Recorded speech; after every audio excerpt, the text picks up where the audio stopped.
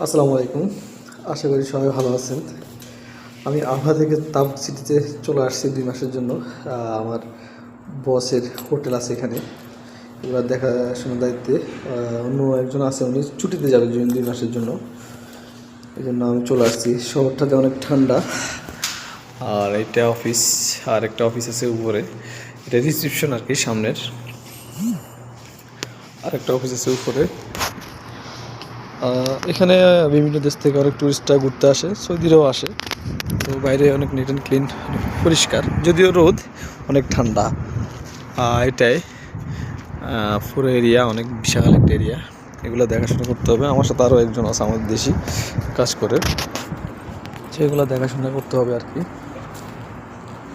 এই জন্য 2 দিন অনেক ব্যস্ত।